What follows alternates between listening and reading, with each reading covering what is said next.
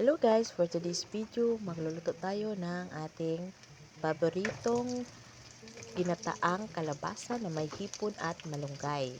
Ayan, nagisa lang tayo dito guys ng bawang, sibuyas, luya at hintay lang natin siyang mag-light brown ang kulay at saka natin ilalagay ang gata at ito ay napakabilis lang at madali lang lutuin guys ang ating gagawin for today's video.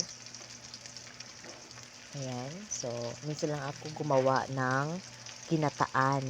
Ayan. So, gusto ko kasi guys sa ginataan yung may hipon or kaya alimango, gano'n. Yung mga seafoods ba na ginagataan. Gusto ko. At yung may gulay. Ayan. So, ito na guys. Nagkisa na ako ng sibuyas, bawang at luya. At pag light na yung kulay niya, pag light brown na, ilagay natin ang kakang gata. Ayan guys, yung kaka, yung nasa inkan lang ang aking ginamit kasi wala akong gatang fresh. Ayan, kaya yung inkan lang ang aking ginamit na gata.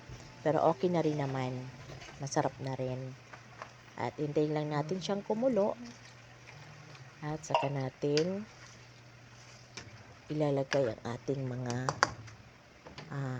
iba pang sangkap. Ayan guys. So, hintayin lang natin kumulo ang ating gata para luto ang gata. At lagyan natin ng paminta. Durog na paminta ang ating inilagay. Ayan. Hintayin lang natin kumulo pa ang ating gata. At lagyan natin ng konting magic sarap para mas malasa. Ayan guys. So, may aso sa amin kasi kaya tumatahol. Ayan na guys. So, istorbo yung aso. At ito na, nilagay ko na ang kalabasa para sa ating ginataan. Ayan. So, maingay yung aming aso guys. Pasensya na kayo kasi maingay. At ito na. Ayan. Pag medyo na malambot ng konti, lagyan natin ng konting asin at konting asukal lang, konting lang. Ayan.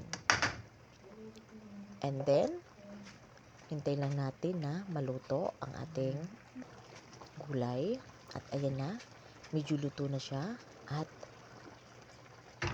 maganda na siyang lagyan ng hipon. Ayan. So, nilagyan natin ng hipon para maluto na rin ang ating hipon. Yung hipon guys, inalisin ko na yan ng kinain niya sa likod. Kaya wala na yan dumi. Ayan. Halo-halo lang at lagyan na natin ng green na siling haba ang aking nilagay dyan. At iniwa ko lang ng dalawa. Ayan guys. So, sobrang ano siya, yung sobrang lapot ang ating gata kasi ano siya, kakang gata, 'di ba? Ayan, so masarap 'yan, guys. At hintay lang nating maluto ang ating hipon. Ayan, so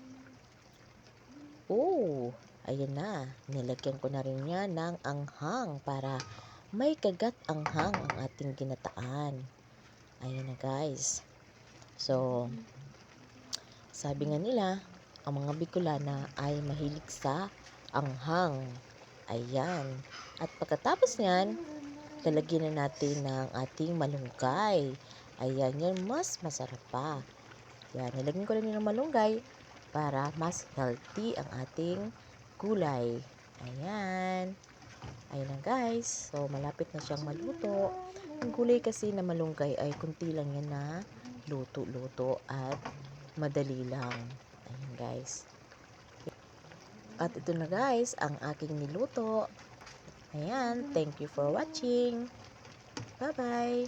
See you my vlog. See you my next vlog. See you my next video. Bye-bye.